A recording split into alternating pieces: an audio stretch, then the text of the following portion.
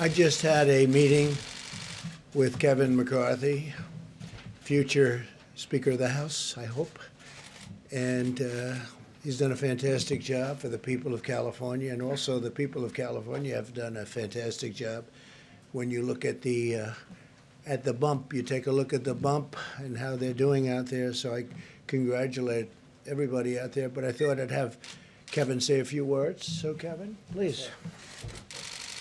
Well, thank you, Mr. President, and I would like to thank you on behalf of California. Governor Newsom says the work that you're doing together has been working very closely. It's been effective in California as well, the Vice President and the President. You know, today, Mr. President, I want to thank you especially for the work that Secretary Mnuchin has done, especially for small businesses. Just today alone, I saw Bank of America had more than 10,000 loans in 2 hours.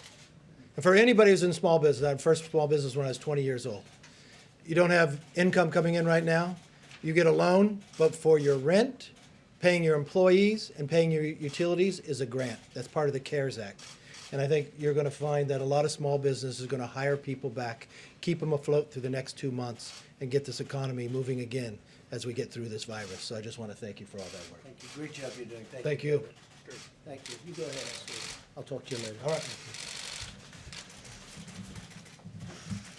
Okay, thank you very much, everybody. And I want to start by saying that our hearts go out to the people of New York as they bear the brunt of the coronavirus pandemic in America. That seems to be the hot spot right now, but you have some others, as you know, that are very, very bad, very bad. Louisiana is getting hit very hard.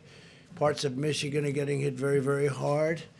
New Jersey is surprisingly, it's much greater than anybody would have thought. They're doing a really good job. Governor's doing a really good job out there.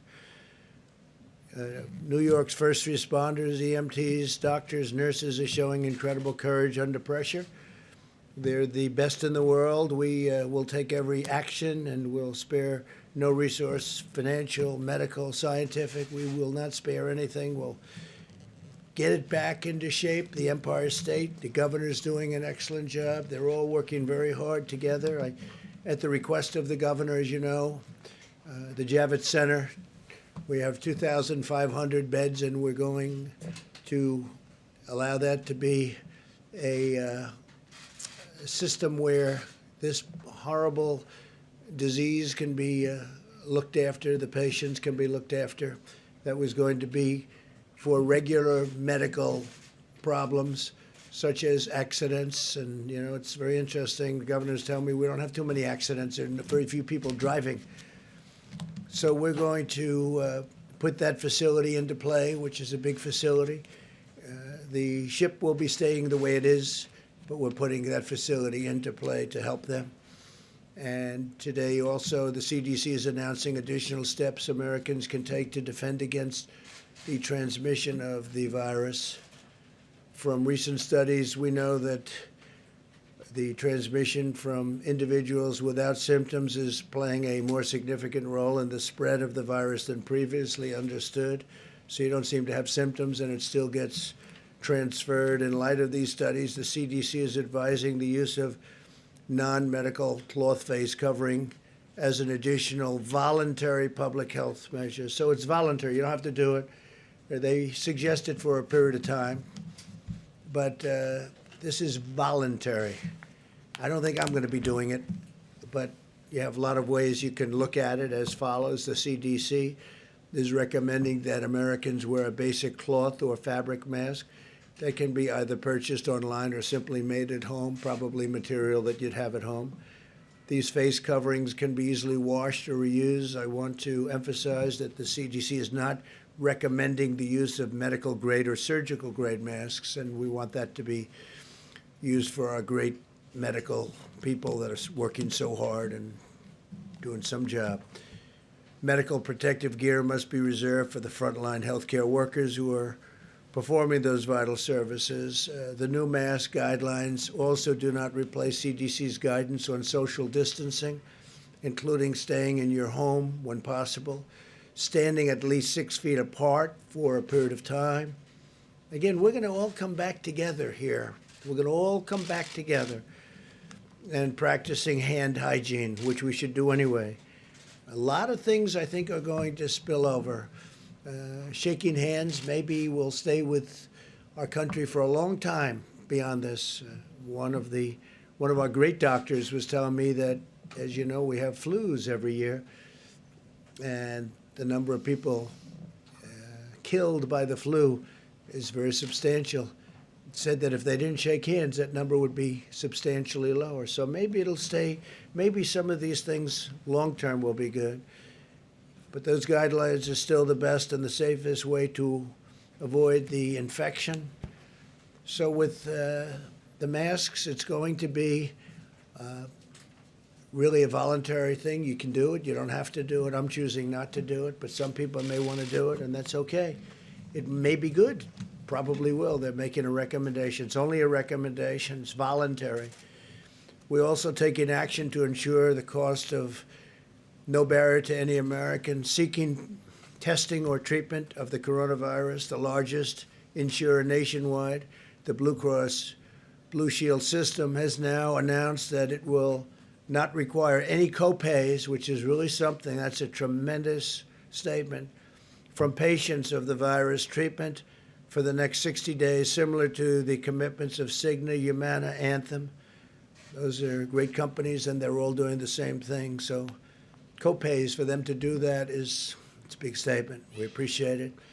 Today, I can so proudly announce that hospitals and healthcare providers treating uninsured coronavirus patients will be reimbursed by the federal government using funds from the economic relief package Congress passed last month. So that was as per the question yesterday, and actually the day before yesterday. This should alleviate any concern uninsured Americans may have about seeking the coronavirus treatment. So that's, I think, answers the question pretty well, and very much in the favor of our great people. I'm also signing a directive invoking the Defense Production Act to prohibit export of scarce health and medical supplies by unscrupulous actors and profiteers. The Secretary of Homeland Security will work with FEMA to prevent the export of N95 respirators, surgical masks, gloves, and other personal protective equipment. We need these items immediately for domestic use. We have to have them. But we've done really well with the purchase of items, and you'll be hearing about that shortly. We've already leveraged the DPA to stop the hoarding and price gouging of crucial supplies. Under that authority, this week, the Department of Health and Human Services, working with the Department of Justice, took custody of nearly 200,000 N95 respirators, 130,000 surgical masks, 600,000 gloves, as well as bottles, many, many, many bottles, and disinfectant sprays that were being hoarded. All of this material is now being given to healthcare workers. Most of it's already been given out. And we've given a lot to New York, a lot to New Jersey, a lot to other places. In addition, to ensure that healthcare workers in New York have the protective equipment they need, the federal government, in the name of the Department of Defense, is providing about 8.1 million N95 respirators, Department of Defense. And we've already given 200,000 of them to New York City. Mayor de Blasio needed them very badly, so we got them to Mayor de Blasio in New York City. They were very grateful. 8.1 million, and we're going to be increasing that number from 8.1 million to more. That's a lot of N95 respirators. Today, my team spoke with the CEO of Ochsner Health and the CEO of LCMC, the two largest health systems in New Orleans. They said they feel that they currently have enough ventilators. I think a lot of people are going to have enough ventilators and masks and appreciate what we did and all of the things we've been doing with them, working with them.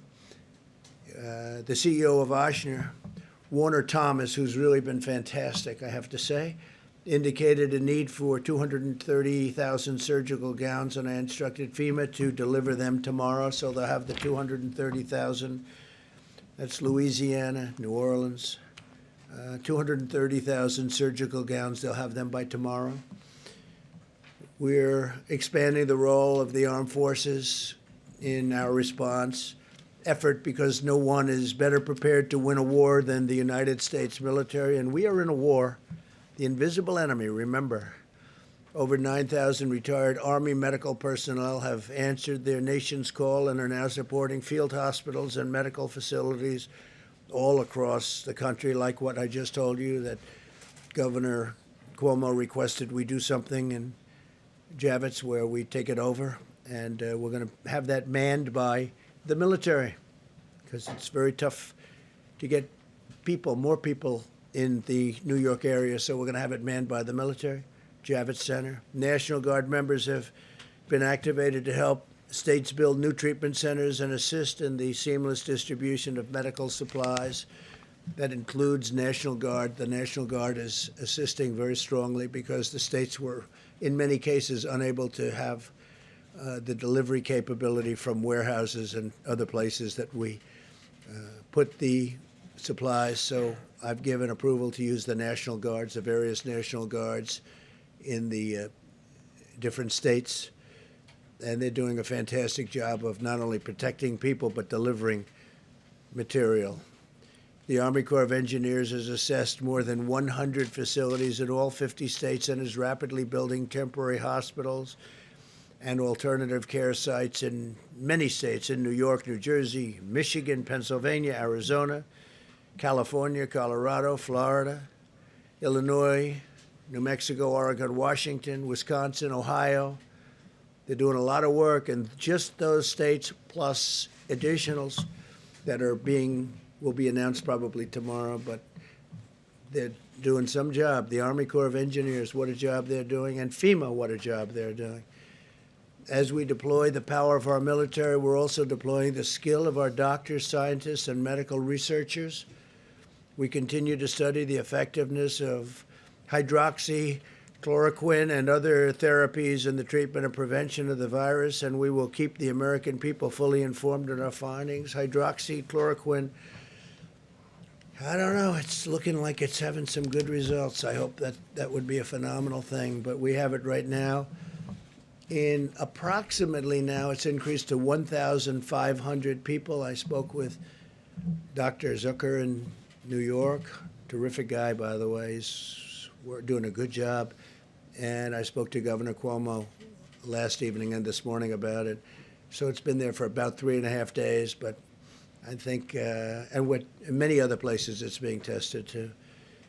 And we have a tremendous supply of it. We've ordered it in the case that it works, and it could have some pretty big impacts. So we'll see what happens. My administration is also working to get relief to American workers and businesses. In day one of the Paycheck Protection Program, as Kevin said, more than $3.5 billion in guaranteed loans have been processed to help small businesses keep their workers employed during the unprecedented time, And Bank of America has been incredible. Of the big banks, Bank of America has really stepped forward and done a great job. And then you have the community banks, your smaller banks, and we're already at $3.5 billion going out to incredible people. But that's way ahead of schedule. The SBA and the Treasury are working around the clock, and our banking partners are really incredible. And they're ensuring that the money gets to small businesses as quickly as possible, and then the small business, in turn, take care of employees that they would have had to let go, and now they'll keep them. And that's good. And then they're going to open for business, and they're going to have their employees, and we'll try and get back to where we were. Eventually, we're going to supersede where we were. The energy industry has been especially hard hit in the crisis. This afternoon, I met with Greg Garland of Phillips 66, Dave Hager of Devon Energy, Harold Hamm of Continental Resources, Jeff Hildebrand of Hillcorp Energy, Vicki Hollub of Occidental Petroleum, Mike Summers of the American Petroleum Institute, Kelsey Warren of Energy Transfer Partners, Mike Worth of Chevron, and Darren Woods of ExxonMobil. I informed them that we will be making space available in the Strategic Petroleum Reserve to let American producers store surplus oil that can be sold at a later time. There's a tremendous abundance of oil, primarily because of the virus. The virus has just stopped demand of everything, including oil. So we're working with our great energy companies. These are great companies. They employ tens of thousands, hundreds of thousands of people, and they've kept America really going for a long time, and no big price hikes, no big anything. I mean, they've just kept it going, and now they got hit. But with all the jobs and all of the good that they do, we're going to make sure that they stay in good shape. America is engaged in a historic battle to safeguard the lives of our citizens, our future society. Our greatest weapon is the discipline and determination of every citizen to stay at home and stay healthy for a long time. And we want them to stay healthy for a long time. So stay at home. This is ending. This will end. You'll see some bad things, and then you're going to see some really good things. And it's not going to be too long. We will heal our citizens, and we will care for our neighbors, and we will unleash the full might of the United States of America to vanquish the virus. And with that, I'd like to ask Mike Pence to come up, Vice President, say a few words, and we'll have a couple of other quick talks on a couple of subjects, and we'll take questions. And it's a beautiful Friday in Washington, D.C., and our country's a great place, and we're getting better. We're getting better very quickly. This was artificially induced. We just said, they said, close it down. You have to close it down. We closed it down, and we're healing, and we're going to get it better fast. So, Mike, if you could come up, say a few words, please. Thank you, Mr. President. The President just outlined a number of the decisions that he made today on the unanimous recommendation of the White House Coronavirus Task Force. In addition, some good news. Dr. Deborah Birx will reflect on a moment in some of the areas across America where we see evidence that the mitigation efforts, the American people putting into practice the President's coronavirus guidelines are having a positive effect. In fact, today, California and Washington State, where the coronavirus first emerged in our country, the cases remain at a steady but low rate. And we know, as Governor Newsom said yesterday, that they're not out of the woods yet. We continue to flow resources. But we want to commend people in those states and all across the country who are putting into practice the social distancing and all the measures that state and local leaders are advising, and that the President has been advising in the coronavirus guidelines for America. We're also continuing to track significant outbreaks in New York State, New Orleans, Detroit, Chicago, and Boston. And as the President indicated, we're prioritizing resources to support healthcare workers and to support those that are dealing with the coronavirus in those communities. On the subject of testing, now more than 1.4 million tests have been performed across the country. And as you all are aware, some 266,000 Americans have tested positive for the coronavirus. Abbott Instruments, which now can perform a 15-minute test across the country, have literally 18,000 of their machines across the nation today. But at the President's direction, FEMA is acquiring over 1,200 more machines to distribute to every state public health lab in America, and also to our Indian Healthcare Service. And the big news, of course, over the last few days was that the FDA, once again in near record time, has approved an antibody test developed by Cellex. And we're continuing on the White House Coronavirus Task Force to examine ways that we can scale up these rapid tests and these innovative new tests, not just to meet this moment, but to lay a foundation for testing across the nation in the months ahead. As the President mentioned, he met with energy executives today and continues to engage with leaders of businesses all across the nation. We also held a teleconference today with commercial retailers. On the President's behalf, we thanked them for the way that people that operate malls and shopping centers around the country have embraced and enacted the coronavirus guidelines for America. It's had enormous impact on their businesses and their industries, but I heard from them their patriotic commitment to put the health of their associates and their customers first, and it was deeply inspiring. On the subject of supplies, the President detailed our work in that space. It continues to this day. Part of our air bridge, we had a flight arrive from China today to Columbus, Ohio. We continue to work each and every day watching the data about cases to ensure that in particular, not just the personal protective equipment is available for the healthcare workers that are on the front lines, but also that ventilators are available. As this epidemic makes its way through regions and communities, we are literally working hour by hour, day by day, to make sure that patients, families, and healthcare providers have the equipment and the support that they need. As the President mentioned, we've seen over $1.5 billion of loans go out through the Paycheck Protection Program today. We have available for questions the head of the CDC today to speak about the new guidance on cloth face coverings. And Secretary Azar, in a few moments, will explain just how the President's decision to make sure that no American will ever have to worry about paying for testing or for coronavirus treatment. I'm pleased to report that the President's direction, Medicaid and Medicare already expanded to coronavirus treatment and testing early on. And of course, the President just indicated how major insurance companies across the country are not just waiving copays on testing, but they're now waiving copays for at least 60 days on any coronavirus treatment. But now, as Secretary Azar will enumerate, and now we'll make sure that any American, even those that have no insurance, will be able to receive treatment in a hospital and never have to worry about the bill.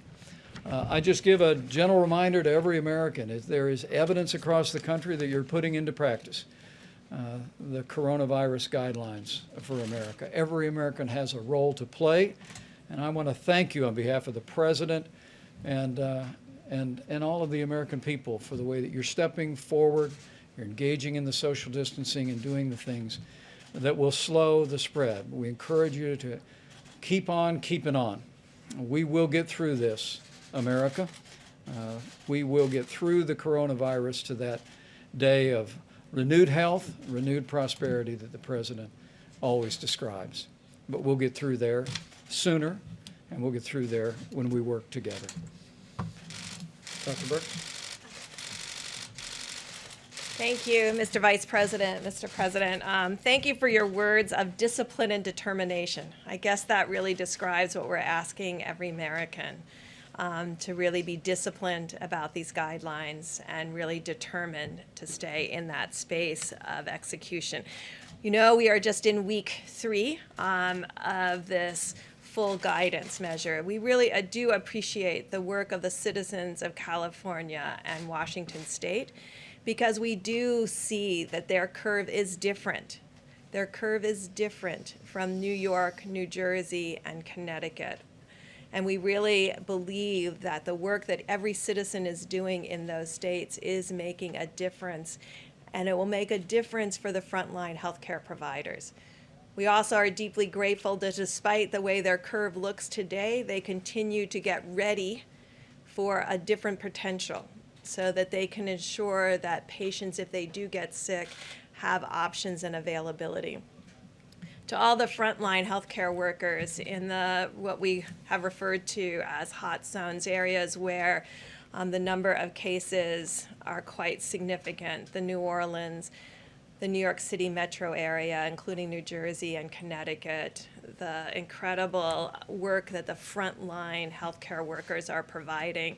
We're really working now at a much more granular level, talking directly to hospitals to ensure that they have the supplies that they need in coordination with state and local governments. And to work, I think we discussed it yesterday, but I think it was quite clear also and reiterated by Governor Cuomo today, that we have to support one another as each of these different metro areas and other areas move through their peak of new infections. When we talked about it at the beginning of this week, we talked about this week and next week being incredibly difficult. And we want to recognize the number of Americans who have lost their lives to this virus and recognize the sacrifice that healthcare providers are making both in their care, but I think I'm very uplifted by hearing their messages to families and their compassion for others to provide that kind of support to the individuals in the hospital.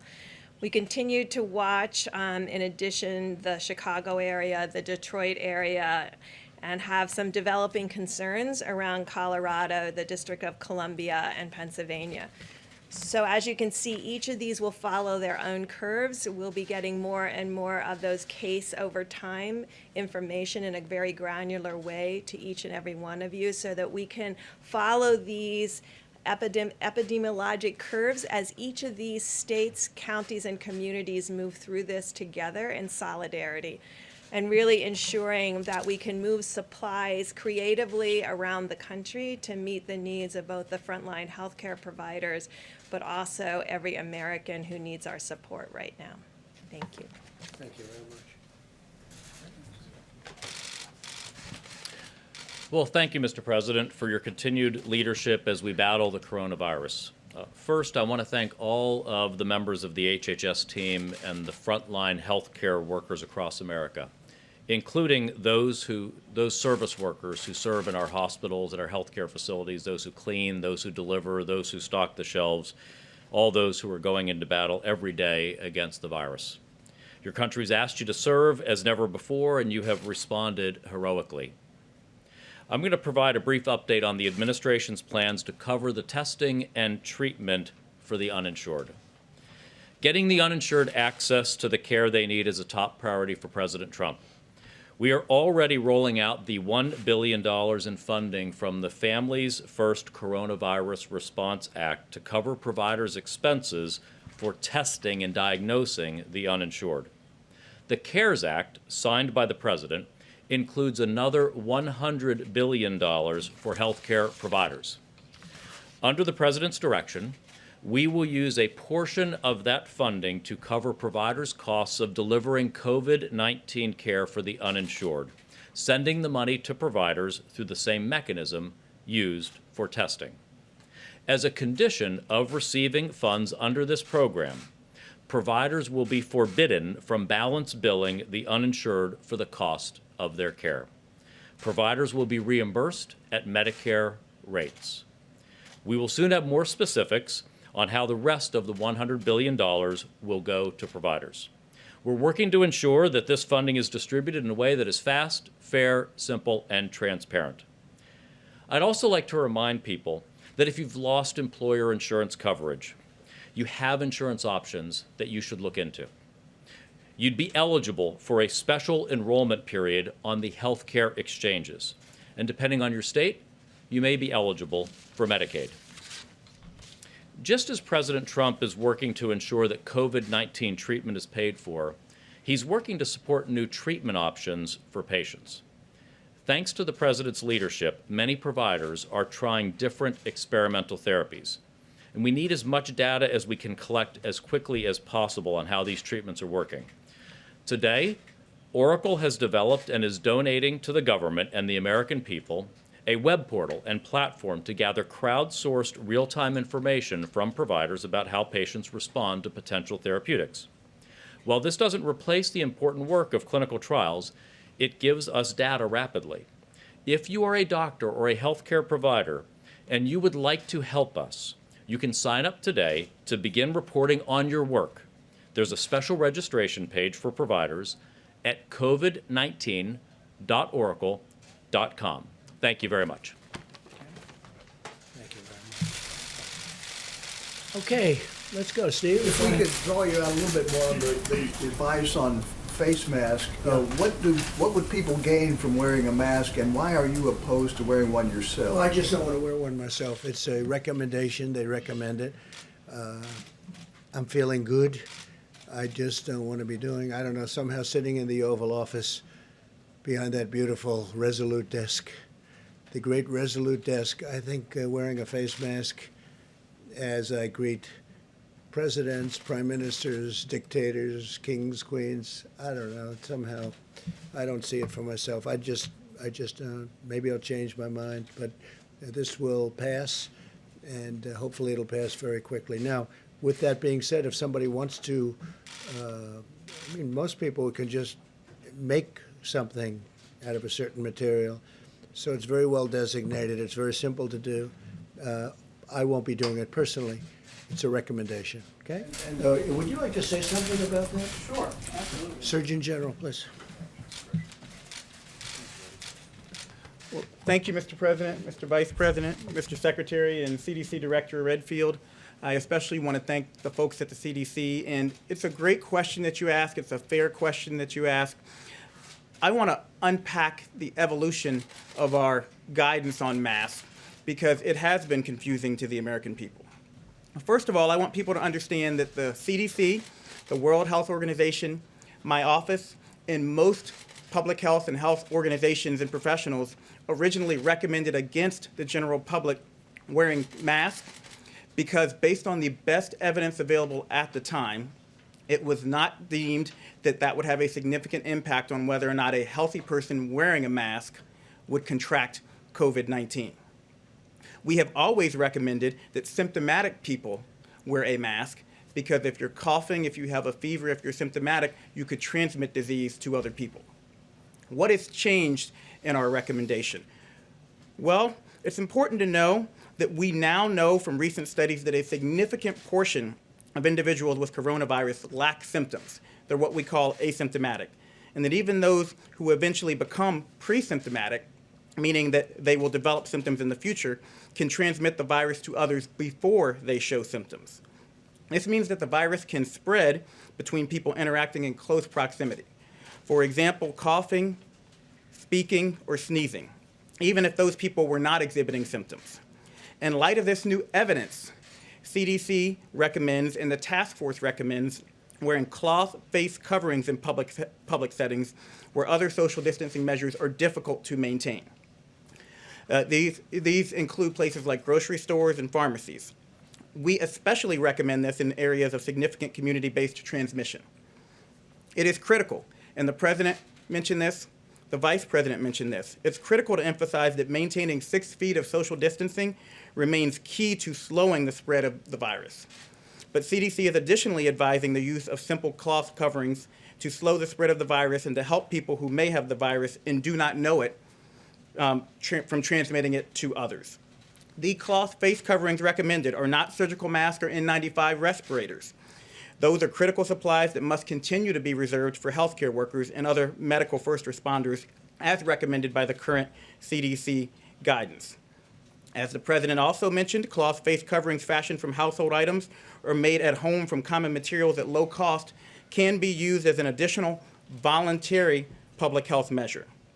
This recommendation complements and does not replace the President's coronavirus guidelines for America, 30 days to slow the spread, which remains the cornerstone of our national effort to slow the spread of the virus. CDC is always looking at the data. We've told you that from the beginning. Dr. Birx says it every single press conference. We're looking at the data, we're evolving our recommendations, and new recommendations will come as the evidence dictates. So I want to say if you do choose to wear a face mask, very important, wash your hands first because you don't want to put on a face covering with a dirty hand. Do not touch your face while you are wearing the face covering because, again, you could take materials from the surface, germs from the surface, and bring it to your face. If you choose to wear a face covering, please leave the N95 mask, the medical supplies for the medical professionals, healthcare workers, and frontline workers. Know that this is not a substitute for social distancing. And remember, this is all about me protecting you and you protecting me. This is about us coming together as communities, and if people voluntarily choose to wear a face covering, they're wearing it to protect their neighbors from getting the coronavirus because, again, they could have asymptomatic spread. So, Mr. President, thank you very much for that. Appreciate the opportunity to update everyone. Okay, John. Mr. President, Dr. Fauci last night said that every state should have stay-at-home orders right now. Do you agree with that? Should every state in this country have the kind of stay-at-home orders that we now see in places like I Washington? leave it up to the governors. The governors know what they're doing. They've been doing a great job. I guess we're close to 90% anyway. And states that we're talking about are not in jeopardy. No, I would leave it to the governors. I like that from the standpoint of governing, and I like that from the standpoint of even our Constitution. Please.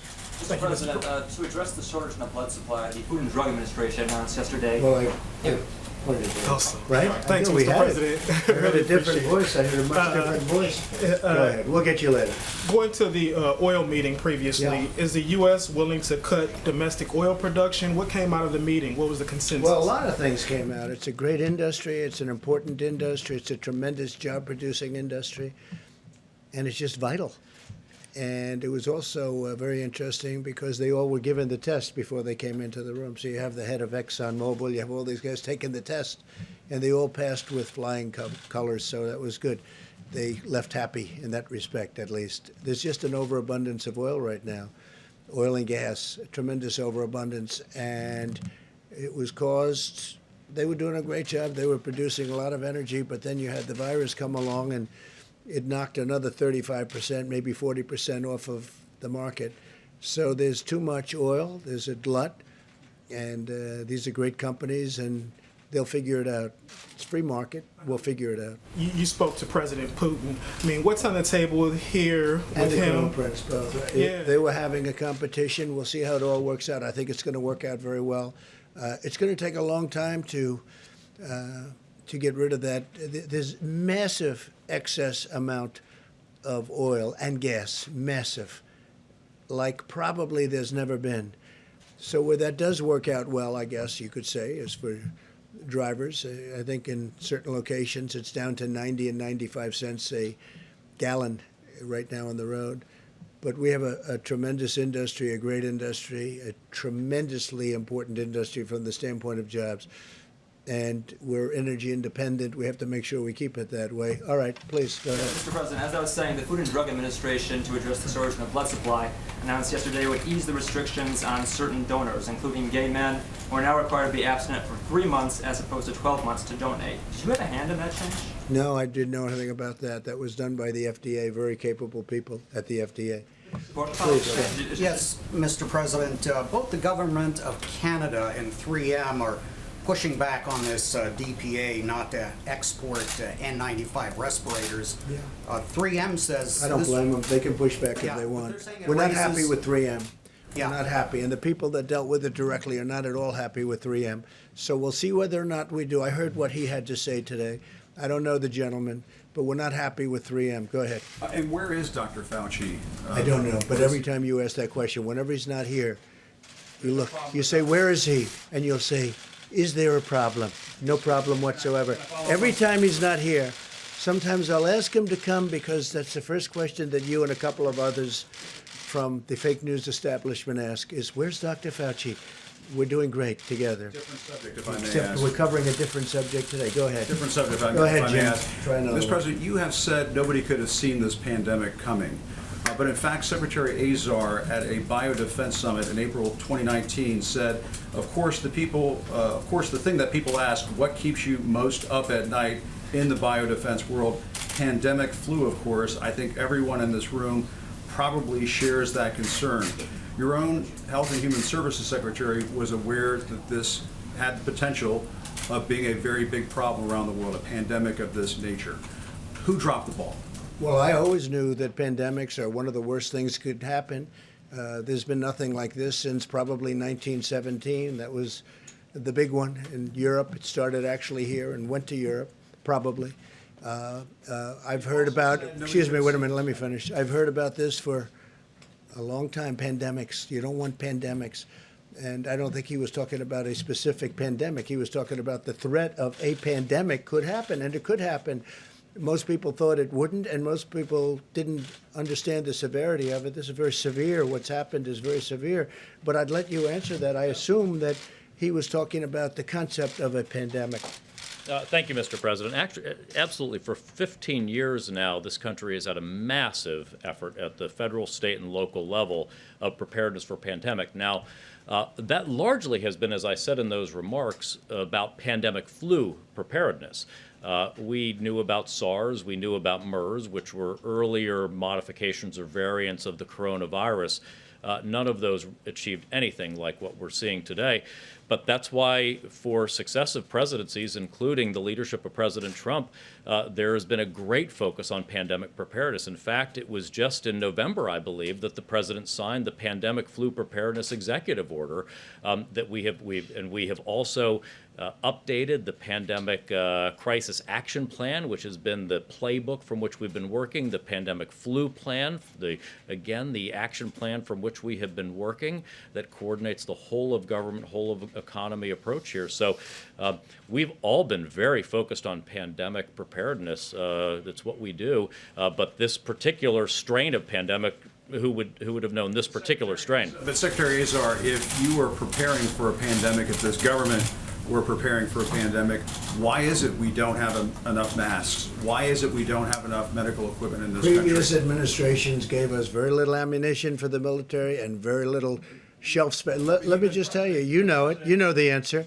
The previous administration, the shelves were empty. The shelves were empty. So what you should do is speak to the people from the previous administration, Jim, and ask them that question. Because the shelves were empty. And you know what else? The military shelves were also empty. We had no ammunition, literally. And that was said by one of your favorite generals. We have no ammunition. Guess what? We had very little medical supply also. All right. Go ahead. We'll get it back. We'll get you back. We'll get you back, please. What about that question? Jim, I said we'll get you back. Please, go ahead. So I wanted to ask about the DPA. So you said that there will be a ban on exporting of all, what does it cover? So masks, gloves, what else is Covers included in that everything. order? And are you concerned? But if somebody ordered, if Italy, if Spain, who has big problems, these are countries with tremendous problems, France, if they have long-term orders and they're in there and they want to get certain things, I've let them go out in certain instances because I think it's only fair. They have problems that are proportionately or relatively bigger than our problems. So if they ordered something and they're waiting for, as an example, masks made here and going to Italy, I'm not going to be stopping that. I think it would be very unfair.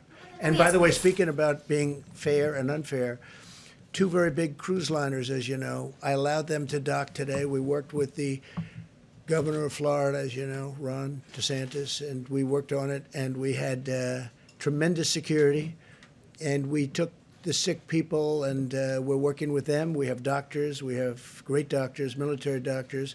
And from a humane standpoint, not that we're in love with this. These are two massive ships, but we have to take care of people. We have to take care. We sent many back to Canada. The Canadians came and worked very closely with us, as did the UK. We had a lot of people from the UK, and we took care of the Americans.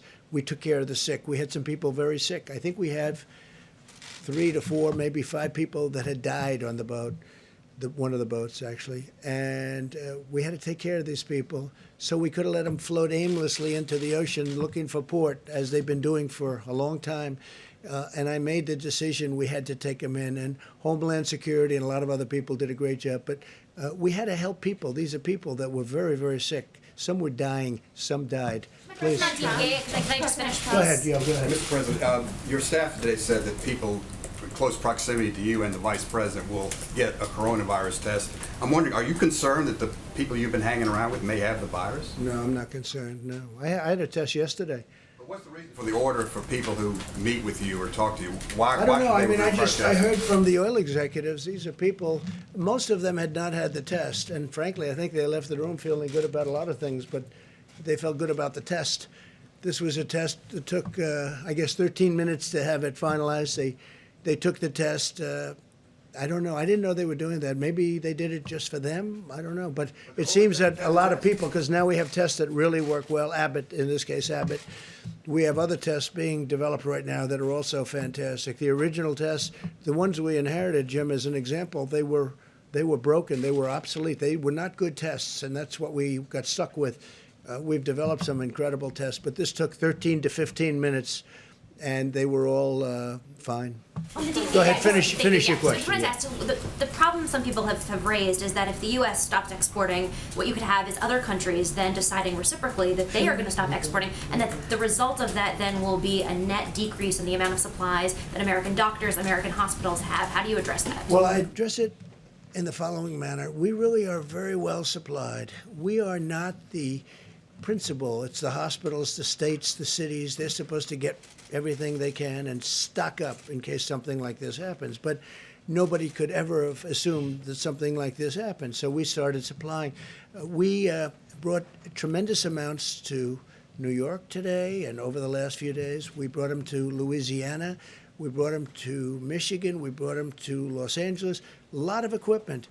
You read the amount of masks that we had. I think I said over 8 million masks. The N95 masks, the more expensive, more complicated, better, whatever masks, the ones that want to use in the hospitals. We have millions of them now, and we've given them to a lot. We sent to Bellevue in New York today. That was from Mayor de Blasio, 200,000 of them. But we have 8.1 million. We're going to have more than that. And we're getting them from various sources, including the military. We're rapidly then replacing them because we have to replace them in case there's another emergency. I would be gowns too. We have many gowns being delivered and have been delivered.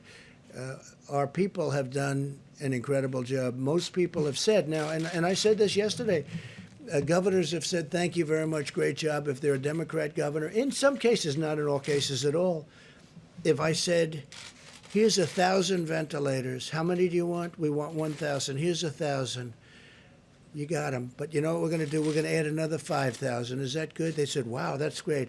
And then if Jim Acosta goes and says, are you happy with the president? No, he should have given us 10,000. That's what's happening. You know why? Because that's a standard political answer. And that's a shame because we have done a job like nobody's ever done a job. But we've just delivered a lot of masks. We've just delivered a lot of gowns and protective gear. But you're talking about a massive number. But as of this morning, people were very, very happy. Steve? Did oil executives ask you for a bailout of any No, they sort? didn't ask for a bailout. No. They asked for. It was really more of a discussion than asking. We did discuss the concept of tariffs because, as you know, this was a dispute among a couple of countries that I think they want to be able to get it solved. They had a dispute. They had a competition, but they want to get it resolved. Russia and Saudi Arabia, I think they want to get it. Yeah, I think they want to get it resolved. I think they're working very hard. I mean, they told me they want to get it resolved. They're working very hard. Go ahead. Thank you. Yesterday, Jared Kushner said the notion of the federal stockpile was it's supposed to be our stockpile. It's not supposed to be state stockpiles that they then use. What did he mean by our? Oh, what are you asking? And I mean, even the fact that taxpayers from What's that? every It got state you. pays I got for you. it. You No, used it's the not word a hour. gotcha. What do Hour. mean You know by what hour means? United States of America. That's what it means. It means the states? hour. It means the United States of America. And then we take that hour and we distribute it to the states. Not Say that we it's have not to. supposed to be state stockpiles that they then Because we use. need it for the government and we need it for the federal government. But when the states are in, to also keep, Giving it to, if it's not to the states. to keep for our country, because the federal government needs it too, not just the states. But out of that, we oftentimes choose, as an example, we have almost 10,000 ventilators, and we are ready to rock with those ventilators. We're going to bring them to various areas of the country that need them. But when he says our, he's talking about our country. He's talking, excuse me, he's talking about the federal government. I mean, it's such a basic, simple question, and you try and make it sound so bad. You ought to be ashamed of yourself. You know what? You ought to be ashamed. It's such a simple question. He said our, and our means for the country, and our means for the states because the states are a part of the country. Don't make it sound bad. Don't make it sound bad. Go ahead, Steve. Go ahead, back here. You just asked your question. You just asked your question in a very nasty tone. Let's go. You didn't give me an answer. Please. Mr. President, I gave you a perfect answer. You know it. Go ahead. well, just to follow up on that, when we have the Federal stockpile, I mean, isn't that designed to be able to distribute to the states? Sure, if but they it's need it? also needed for the federal government. We have a federal stockpile and they have state stockpiles. And frankly, many of the states were totally unprepared for this. So we had to go into the federal stockpile. But we're not an ordering clerk. They have to have for themselves. Now, some of the states were in good shape. Some of the states were not in good shape. That's probably something you could expect. We have been helping states. We have been spending a tremendous amount of time, effort, and billions of dollars on making sure that they have what they have. I mean, take New York. We built them hospitals. I built them 4 hospitals, built them medical centers, sent a ship with 1,000 rooms and 12 operating rooms. And then on top of that, gave vast numbers of ventilators and vast numbers of surgical gowns, equipment, masks, everything else. Now, they had a chance to order ventilators over the years. They had a chance to order a very big, but they didn't choose to do it. We were there and we helped them. And I think the governor of New York is very thankful for the help that we gave. But we have a stockpile. It's a federal stockpile. We can use that for states or we can use it for ourselves. We do use it for the federal government. We have a very big federal government. Go ahead. Have you decided not to use your powers to be essentially a traffic cop for all the essential medical supplies that are We're needed? not a in this? traffic cop. We're a humanitarian cop. We help. It's like the ships. Do you think we wanted to take 2 big ships into our country that have obvious problems, and you know the problems I'm talking about? So I have a decision to make. Do I take them in or do I save lives? Okay? Do I take them in or do I save? I decided to take them in. And we have tremendous protection. We have great doctors there to help the people. They had 4 or 5 people that died. That was as of last night. They died on the ships. We took care of it. And now the people are in the process of, and many are already back in Canada, they're back in the UK, United Kingdom, and many of them were American citizens. Some were very sick. We're taking care of the sick people. We're testing all of the others very, very carefully. Very, very carefully. They are being tested like you wouldn't believe. And we solve a humanitarian catastrophe. You know why? Because nobody else would take the ships. Nobody else would take them. So we docked them in, I think, Fort Lauderdale. Why you don't say we're the federal government and there's a shortage of masks We do and say other that. things, and we're going. We do say that. We say and we use the act. Excuse me. We do say that, and we use the act, and we've used it a number of times very powerfully, and a lot of times we don't have to use it because we say we're going to use it if you don't do this or that. And then we also have companies that act incredibly well. We have plenty of them, mostly them, but we've used the act very powerfully. And a lot of times you don't have to exercise the act. All you have to do is tell them, look, if you don't do this, we're going to use the act. And we've done a good job with it, maybe a great job. Yeah. Mr. President, there are news reports that you want to sign the stimulus checks that are going out here in several months. Is that right? Do you want to sign those checks? Me sign? No. There's millions of checks. I'm going to sign them? No. It's a Trump administration initiative, but do I want to sign them? No. The people are getting their money. There's a lot of stimulus going in a lot of different ways. There's also stimulus going for companies that would, if it weren't for our government, would not, and some companies that were very strong a month ago. Again, we had the strongest economy in the world. We had our best ever. We had probably the best economy in the history of the world, bigger than China, bigger than anybody. And one day we have to say, close it up, stop. Everybody go home. And you know what? It's pretty tough to do that. That's another thing, that there are rumors that these checks may not go out for another 4 months. Like if you don't I have don't a know. direct All I can deposit- tell you is the small business today is that we're way ahead of schedule. There is a problem where, and which I pointed out, I said you shouldn't do it this way, with unemployment. We're 40-year-old equipment by the states. We're sending the money to the states. Once the money is sent to the states, then the states, whether they're Republican or Democrat, have to get the money out to the people. Hopefully they will be able to do it. But many of those states have 40-year-old computers. I don't know that they're equipped. I wanted to give the money direct, if that's what you're talking about. I wanted to give the money out direct. It would have been much easier. But the Democrats and some people said, no, let's do it the complicated way. I'm talking more about the stimulus checks. Like, All right, well, I was when will talking people about, get their excuse me, money? I was talking about both. Yeah, We they'll want people get, to their they will. rights. Go ahead, please. Thank you, sir. I'd like to ask questions both for myself and some of the other reporters who are in the room, social distancing. First of all, and this is for yourself and Dr. Birx, what percentage of the population do we suspect to be asymptomatic at this point? Is there a way to figure that out? Seems like the antibody test might be able to assist in determining that number. Yeah, thank you. So while we're working diligently in the midst of the crisis to make sure that the healthcare workers and everyone who is sick gets provided for, at the same time, we're working on tests and assays that will be critical for surveillance.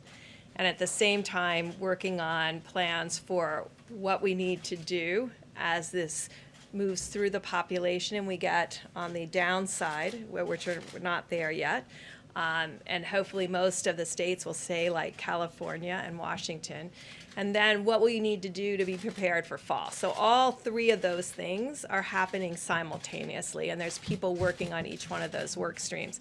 The antibody piece is critical, as you described, because at this time, we can't, if we have, let's say asymptomatic status is inversely related to age. And so the younger you are, the more likely you are to be asymptomatic. We have to know that because we have to know how many people have actually become infected. So when we talked about 5 days ago, I think on Monday, I called on universities to work on an ELISA-based test to test for their health workers and really get through that. At the same time, the private sector is working on tests. And what do we want those tests to be? We want those tests to be like what we use for HIV and malaria. Finger prick onto a cassette, you get a line if you're positive, and you get a control line. Negative, the line isn't there, and there's the control line. That's our dream assay because it's a finger prick. In the meantime, we're not waiting. I mean, we're pushing for that. At the same time, we're asking to develop an assay, the ELISA-based assay, which requires a tube of blood. And that's why we're also talking about, could we use dried blood spots? We also put out a call directly out to the military because of the Roosevelt to really test all of the sailors on the Roosevelt with an antibody test to get to this critical issue of asymptomatic and already pre-existing antibody.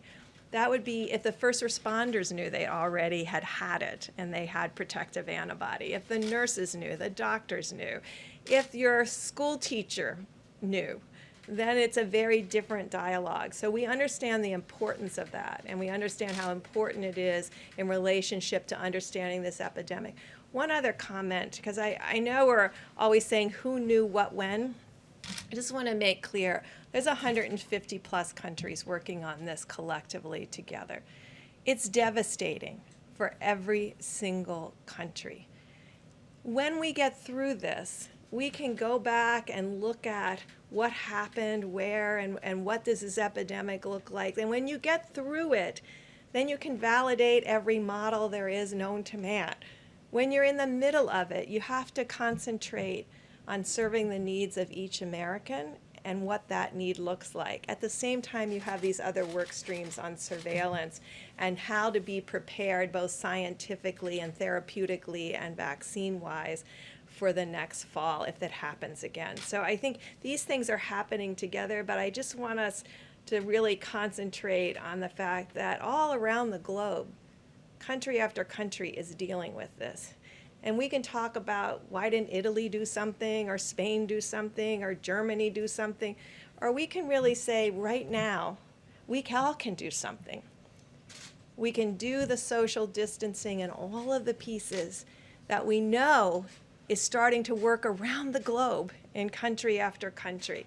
And then when we get through all of this, we can ask the questions about, could we have done some piece of this better as a global community? I will remind you that on February 3rd, the head of the WHO said there was no reason to ever do a travel ban. You know, it wasn't until January 14th that we knew that there was human-to-human transmission. Dr. Birx, the president was saying this was going to go away. It's April. It is going to go away. Mr. President, you said it was going to go away in April. You said when it warmed up in April. I said it's going away, and it is going away. Okay. But Okay, that was a good answer to your question. No more. That was a long but a very good answer. That was I have a enough question for on you. Insurance coverage. Mr. President, on the insurance coverage for treatment, when your government is trying to make sure that people are covered on the treatment we're for gonna do COVID, does that include the 11 million people who are in this country illegally? Are they going to be covered as well? We'll be talking about that at a different time. Yeah, please, go ahead. Yes, Mr. President, will you authorize the release of the underlying data for the conclusion of the 100,000 to 240,000 people succumbing? Perhaps Dr. Birx can Well, that's up to talk a Dr. little. Birx. You'll decide. We can release all of the, These experts have expressed concern that they haven't seen the underlying data. They're not I'm sure they'll questioning- talk to you about that, and Dr. Fauci too. Please, go ahead. Thank you, Mr. President. This is for you and Secretary Azar. 10 million people say they've lost their jobs in the past 2 weeks. So how is this stimulus money for free treatment going to absorb the new numbers of uninsured? ahead, And would it not be everyone. easier to reopen the Obamacare markets or expand Medicaid? So, for an individual who had employer insurance, that's what I mentioned in my remarks. If you were employed and had insurance through your employer, and you've now lost your job and lost that insurance, you now do have a special enrollment period where you may enroll in the individual exchanges of the Affordable Care Act. So that's existing law. Then what we're doing is taking from that $100 billion to providers, taking money and saying, if you're a provider and you care for anybody who's uninsured, we're going to compensate you for doing that. And we're going to compensate you at the Medicare reimbursement rates, and you are not allowed to bill that uninsured individual anything. So in many respects, it's better for those uninsured individuals. They're going to get first dollar coverage, they're going to get care in the United States, and the provider is going to be made whole from this program. So it's really an unprecedented, what President Trump is doing here with this money is an unprecedented disease-specific support of care for individuals to make sure that people get treatment. Will still be billed if they test negative, or what about non-COVID So I have a conditions? couple questions about supplies. One specifically on New York and the question of ventilators. Governor Cuomo is saying that New York may be days away from running out of ventilators. Can you assure New York that going into next week that they're going to have the ventilators that they're going to need? No, they should have had more ventilators at the time. They should have had more ventilators. They were totally underserviced. We're doing our best for New York. You know, we have states. We have a lot of states. We have territories too, but we have a lot of states that have to be taken care of. Some much more so than others. We've worked very well with the governor.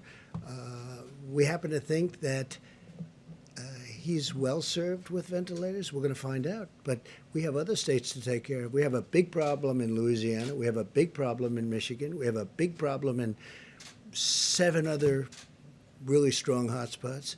But we're doing the best we can. I wish they did the original orders 3 years ago. They would have had all the ventilators they needed, although even then they wouldn't, because if you look at what the original request was from New York, it was far greater than anybody ever heard. And we've supplied a lot. I told you, we supplied some just today to New York, and we supplied some yesterday to New York City. Did you have one in the back? Yeah, please. If I could say, this is why the question of the stockpile that was asked earlier is so important. I don't think that was the question. No, it was a very important question because what Jared Kushner said yesterday is that the federal stockpile is for use by the federal government, not for the states to have access to. So you seem to be saying different. So did Jared Kushner misspeak yesterday? No, he is didn't. that federal He didn't misspeak. stockpile He used the word available to the our. states? Okay, our. Our is referring to our country. The states, to the best of my knowledge and to the best of your knowledge, are a part of our country. We are taking what is in the federal stockpile and we are helping states all over the country. But we also want to keep some because when that surge comes, when you hit those peaks, we're going to need, we have to be able to have the flexibility to take those ventilators and bring them to Louisiana, New York, Detroit, different places. That's all. You will be using But them the for word, the states that oh, of need them. course, we're not using them anywhere else. We're not going to be using them, John, anywhere else. But we want the flexibility because, you know, we don't even know when the surge is coming, but it's coming soon and it's going to be big. And some areas won't have it. Some areas will be pleasantly surprised, just like we've been. You look at the chart. States that I thought would have been maybe a disaster turned out to be really, they've done a great job. Some states are really trouble. But you don't know. You don't know. We have great flexibility. I would have preferred giving them all out. We'd have nothing. And now when we have a surge, we can't get them back from where we gave them because it's very tough to take them back. So we have tremendous flexibility. And it could be New York, it could be Louisiana. Those are two that are really rough. New Jersey is very rough. And they've done a very good job in New Jersey, but New Jersey is very rough. Go ahead, please, in the back. Yes, the question is about the CDC guidelines. I know that they've changed over time from February, and there's The guidelines relative to which? The for masks? instance, social distancing and the number of people who can gather in a group and so on. And now we have this measure about wearing masks. And I know you told Steve about why you don't want to wear a mask, but I'm just wondering if you can tell us more about why, because it would I set just don't choose an to. example. They're not mandatory guidelines. They're guidelines. They suggest you could wear them. You don't have to wear them. In fact, the director is here. If you want to say a couple of words about it, you can if you want. You don't have to. And your decision. But basically, it's a voluntary thing. Say it, director. Doing a good job. Thank you very much. I think I just want to reemphasize, I've said this before, that we're not defenseless against this virus. We have a powerful tool, a powerful weapon, that is social distancing. And we've continued to embrace that with the President's initiative to slow the spread of coronavirus. We're constantly looking at new data, and as the Surgeon General said, one of the new information that became more clear to all of us is there's a greater number of people that are asymptomatically infected than we previously thought. And as Ambassador Birx said, that may be inversely related to age. And so really the purpose here is first and foremost to embrace the social distancing. That's the number one thing. That's the powerful weapon. And you know, this virus has a great weakness. It can't jump from one person to another if it's got to swim more than 6 feet. And this is why we really want that. That said, we now know that there may be individuals in areas of significant community transmission that may be asymptomatically infected. And we know that a face barrier can actually interrupt the number of virus particles that can go from one person to the other. So as was said by the Vice President, the purpose of this face covering is to be another adjunctive mitigation strategy to protect someone from spreading the virus from themselves to someone else. And I was just tested also, so I assume I don't have the virus, so I don't have to worry about spreading it. Okay? Please, go ahead. Mr. President, I want to make sure we're clear. When you mentioned tariffs earlier that came up in the meeting, are you considering tariffs on Saudi Arabian oil? And Well, then I can also, always consider. Look, tariffs have made a tremendous amount of money for our country. I put them on China. I put them on other places. And other countries tariff us, and they take advantage of us, and they have for many years. Look, countries have taken advantage of the United States for years. They've ripped us off like nobody can even believe, whether it be on manufacturing, whether it be on exporting, whether it be on almost anything, including military, where we provide virtually free military assistance to countries that, frankly, take advantage of us, don't even like us, okay? So this has been going on for years. They tariff us. They create artificial, you could say non-financial barriers, which are worse than financial barriers. You can't sell your product. You can't take care of our farmers. They won't take and yet they'll take us and sell into us. And we won't charge them anything for doing it. Look, they've taken advantage of us for years. Tariffs are a way of evening the score. Tariffs are a way of just neutralizing. They have tariffs on us, and we now can put tariffs on them. Am I using it for oil? It's something we can. No. Am I doing it now? No. Am I thinking about imposing it as of this moment? No. But if we're not treated fairly, it's certainly a tool in the toolbox. and what about with Russia? Would you consider maybe lifting sanctions or giving some sanctions Well, relief? it would be if the they- same thing. No, it would be the same thing. They are having a dispute, the two countries, and it's hurting the rest of the world because it's really hurting the energy industry. Russia's being hurt unbelievably badly, and Saudi Arabia is being hurt unbelievably badly because oil and gas is a primary, that's where they get most of their income. And this is a price like from the 1950s. All right? It's a price from the 1950s. They are being hurt very badly. I think they're going to settle their dispute pretty quickly. Why, on the oil, why do Go you ahead, think please. Mr. President getting them to raise the price?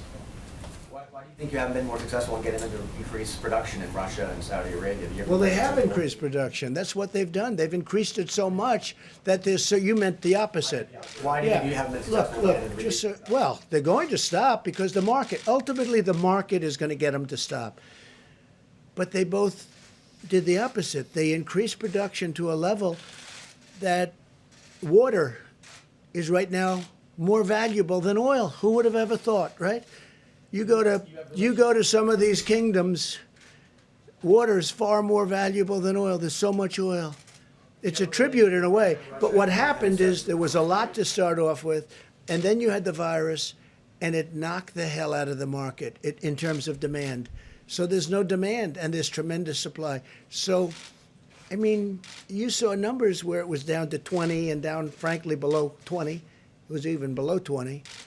It's an incredible thing, the market. But ultimately, the marketplace will take care of it. But I think they're going to work out their problem fairly quickly. Okay, go ahead. Mr. President, thank you, Mr. President. We're already talking about phase 4 of a stimulus, right? But you and Pelosi and McConnell are already talking about different things that should be in it. Now, last time, people were telling me that the fact that you wouldn't talk to Pelosi was an impediment and it really slowed things down. I'd talk. If it were important to talk to her, I'd talk to her. If it were important for the American people, I'd talk to her.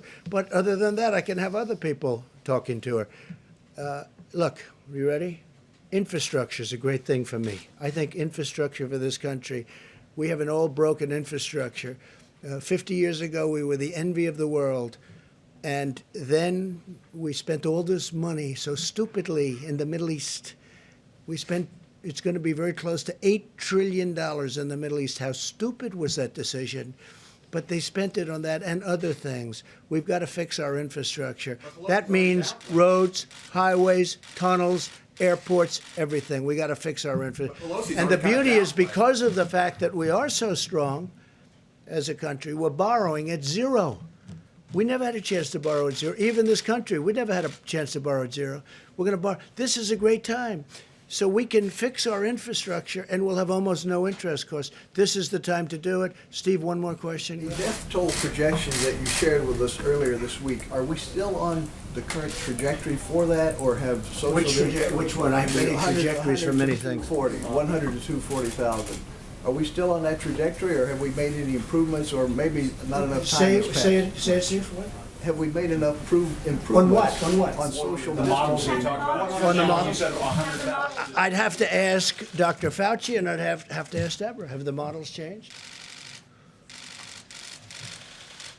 So a lot of the projections you can see are based on, there's many different ways to look at this. And as we discussed on Sunday, some of it is based on the current global experience. We're about, I think, 6.5 or 5.5 times the size of Italy, a different factor in Spain, and we look at all of those, what their projections are, where they are currently, and where that is going. And so a lot of the work is based on how this virus has moved through other populations. That's a very direct way to see how the virus is impacting a population. There's also terrific models. And so every day and every night, one of the models that actually looks at the model related to mortality is the healthdata.org data. And they update it every night, and you can see where we are in that projection. I think in the last run of that model, they were at 93,000 or something in the model. Now, all of that can be changed by our behaviors. And so, and all of it can be changed in a different way if we don't follow those behaviors. If another major metropolitan area ends up having an epidemic like the New York metro area, that could dramatically change not the model, but the reality of the impact of this virus on Americans. Now, by the way, the models show hundreds of thousands of people are going to die. You know what I want to do? I want to come way under the models. The professionals did the models. I was never involved in a model, but at least this kind of a model. But you know what? Hundreds of thousands of people, they say, I want much less than that. I want none, but it's too late for that. but I want very few people relative to what the models are saying. Those are projections. I hope they're wrong. I hope we're going to be under those projections. Two questions on continuity of government. How come you always have two? Why can't you have one? Well, they're related. Every time. I have three questions. I have two questions. Can you give me one instead? Because you have a couple of other people. Go ahead. Okay, I'll go with my second one. The governor of Wisconsin is now talking about delaying the primary, or at least not having in-person voting. So my question is, and I asked this a couple weeks ago, I want to see if you've made any progress on this. Looking ahead to the fall, are you taking steps to ensure that the general election will happen even if this pandemic has reemerged or hasn't gone away? The general election will happen on November 3rd. In Wisconsin, what happened is I, through social media, put out a very strong endorsement of a Republican conservative judge who's an excellent, brilliant judge. He's a justice. And I hear what happened is his poll numbers went through the roof. And because of that, I think they delayed the election. Concerned about people going to in-person I voting? don't know. Why didn't he do it before? He's doing it right before the election. But do you think Excuse every- me. Why did he do this 2 weeks ago? All of a sudden, all of a sudden, an election which is taking place very soon gets delayed. Now, I just endorsed him today, and it was a very strong endorsement. His polls, he's gone very high up, and all of a sudden the governor comes out, the Democrat governor, by the way, comes out and says, oh, we're going to move this election. So I don't know. I hope you're right. I hope you're But do you right. think every state in this country should be prepared for mail-in voting No, in case we're in a because I situation? think a lot of people cheat with mail-in voting. I think people should vote with ID, voter ID. I think voter ID is very important. And the reason they don't want voter ID is because they intend to cheat. When you get something, when you buy something, you look at your cards and credit cards and different cards. You have your picture on many of them, not all of them, but on many of them. You should have a picture on your for voting. It should be called voter ID. They should have that. And it shouldn't be mail-in, excuse me, it shouldn't be mail-in voting. It should be you go to a booth and you proudly display yourself. You don't send it in the mail where people pick up all sorts of bad things can happen by the time they sign that, if they sign that, by the time it gets in and is tabulated. No, it shouldn't be mailed in. You should vote at the booth, and you should have voter ID. Because when you have voter ID, that's the real deal. Thank you very much. We'll see you tomorrow. Thank you.